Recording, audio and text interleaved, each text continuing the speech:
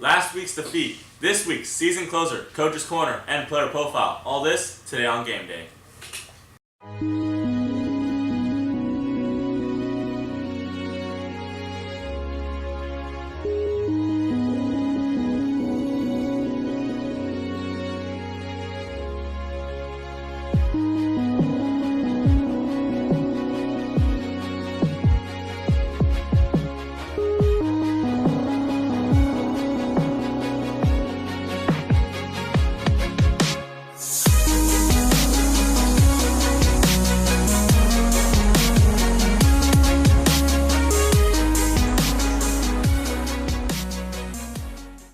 Good morning, Casa Robo. Welcome to another edition of Game Day. I'm your host, Brendan McCarthy, here with my co-hosts, Mark Sampson and Michael Povey. Last week, the Rams traveled to Hughes Stadium to play the Christian Brothers Falcons. How did they play? Well, I think they played a pretty solid game, although they did lose this one in the end. There was definitely some good things that happened on offense. You're right, Marcus. This was a very, very tough-fought game. However, we were not able to pull it out in the end. But, like you said, there were some positives in that, so I'm hoping it carries over to Rio Americano and we can beat them this week. Yes, let's move on to that last week's game. Starting the game off on offense, Christian Brothers tries to score by the air, but a rushed quarterback will throw the ball away and into the hands of Aaron Reed, who intercepts it. Casa Robo on offense now will throw the screen to Jake Erickson, who runs off his receiver's block for 65 yards before being pushed out of bounds. Although he didn't get the touchdown there, a few plays later, the ball goes right back to him and he punches it in for the Rams' first score of the night. Falcons with the ball back are going to pitch the ball on an option run, but they fumble it around a bit and Jordan Shepard comes in for the cleanup hit. First and 10, Christian Brothers ball. The wide receiver gets the spot pass and tries to move upfield, but Sonny Sorg wraps him up for a 0-yard gain. Third and 10, Casa ball. A receiver goes in motion, but the handoff goes to Erickson, who is touched first at the line, but he drags the defender 8 yards before going down. Christian Brothers in a first and 10 situation hands the ball off on a jet sweep attempt, but linebacker Sonny Sorg blitzed off the edge and right to the defender for a 5-yard loss. Rams in the red zone now throws the throwback screen to Brendan McCarthy, who turns upfield and dives into the end zone for another 6 points. The ending score of this game is going to be 33-24, and Christian Brothers wins. The Rams coming out with a close loss there, but a personal stat for that game was Jake Erickson, who had 206 yards for 2 touchdowns. You know, Brendan, and there is a quick rankings update. Casa Robo has moved up 22 spots in the state rank and 280 spots in the national rank. Moving on to this week's game, the Rams are going to play the Rio Americano Raiders in their last season game and their senior night. That's right, Brendan. And to give us a little look at what we might be seeing against those Raiders, we have Marcus and his little corner. Thank you. As you can see here, offensively, Rio's going to run a basic spread offense just like Casa. Defensively, they're going to run a 4-4 cover 3. The 3 DBs are going to cover deep third. Their 2 outside linebackers are going to cover the flats. And they're going to have 6 people in the box. And back to you guys. And thank you, Marcus, for that detailed look at Rio Americano's playing schemes. That's right, Brendan. And one senior, we might be expecting a big game from is wide receiver number 80, Sean Lippincott, who's also this week's player profile. Standing at 5'11 and weighing 180 pounds, Sean Lippincott is a senior starting receiver for the Casa Roble Rams, and also this week's player profile. Sean has nothing but good comments for the team.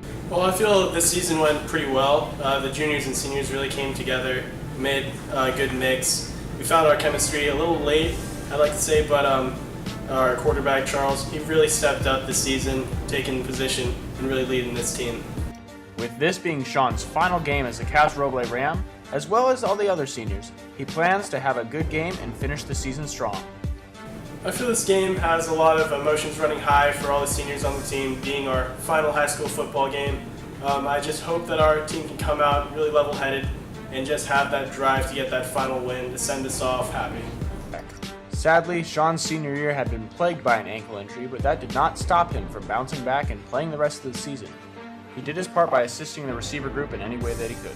I find myself as a leader just in my own receiver corps. I like to just make sure everyone's on the same page, and especially when my ankle was a big problem, I wasn't able to play for a couple weeks. I like to just make sure that everyone was on the same page and we were able to execute our game plan as well as we'd like to. Even though this is his last game as a Casa Roble Ram, Sean does not plan to stop his football career here. He plans to play and possibly in a JC and even come back to coach in the future. Right now, after high school, I've been talked to by a couple of junior colleges, and I'd like to continue my football career, pass on the leadership, and maybe even come back, hopefully coach a little bit, and see how our future generations are going to do. Yes, we can expect a big game from Sean Lippincott on senior night. Moving on, we have this week's edition of Coach's Corner. Good morning, Casa Roble, and welcome to Coach's Corner. I'm your host, Michael Povey, sitting down with the big dog, Coach Ryan. Thank you for being here, Coach. It's a pleasure to be here. All right, so jumping back to last week, Christian Brothers, tough loss, but a hard-fought game. What were some of the comments and ideas you had on that matchup? Well, I thought we played well enough to win, played them strong. They're a top 12 ranked team, so they're a very good football team, but we made just a few mistakes, enough mistakes to play well, but lose a close game. Right, so senior night coming up, playing Rio Americano. Probably not the worst team we've seen, but in the past we've had a pretty good job of beating them. What are you expecting to see from these guys? Well, if we come prepared to play a game and our seniors want to go out with a win, we'll win. So as like homecoming, you're always worried about the mental state of your football team. But as long as the seniors and the entire football team want to win this game, we'll win this game. Speaking of seniors and this being the last game, how's practice looked this last week? Has it been game ready, I guess? No. No. Tuesday was not a very good practice, especially for the offensive line. Wednesday was a little bit better in our team, but it's the end of the season, and you could tell that at practice. Right. So, defensively speaking, what are you expecting to see from Rio Americano? Do you think they're going to make any changes for us? No, they play the spread every day, and we've made some defensive changes ourselves for injuries and some ineligible players. So we've got Cody Pageant playing a different position. He's going to be in the defensive backfield and hopefully bring in some hard hits to some other receivers. Fantastic. Well, that's all I got for you today, Coach. Thank you for being here. Thanks for having me. And that concludes this week's edition and the season's edition of Coach's Corner. Coming up to Coach's Corner, we are now moving on to key questions. All right. First of all, this is the Rams' last game of the season. How do you guys think this will affect the mentality of the game? Well, I think the seniors especially are going to have a little added adrenaline to this game. It's their last game ever in a high school uniform, so that could be a big thing that's going into this week. Yes, it can. And Rio Americano, they don't have the greatest team, and the Rams know this. Could this be a dangerous situation for a possible upset? Well, no, I don't think Rio Americano's staging an upset. They are 1-8 this season. Not saying our record's much better. However, Rio Americano has a lot more weaknesses than we do, and I think our team is just dying to expose them. All right, moving on. Casa wins if... Well, Brendan, Casa wins if they can execute their offensive plays to perfection. However, we do have a little bit of leeway, like I said, with their defense being one of the lesser defenses in the area. All right, and Rio Americano wins if... Well, Rio's going to win this game if the Rams don't come out with enough fire and don't really execute as well as they need to. As well, their starting quarterback that just came off injury, he could potentially give us fits. That's all we have for you today, Casa. Be sure to come out to Newman Field tonight at 7 o'clock to watch your Casa Rams' last season game and watch them dominate.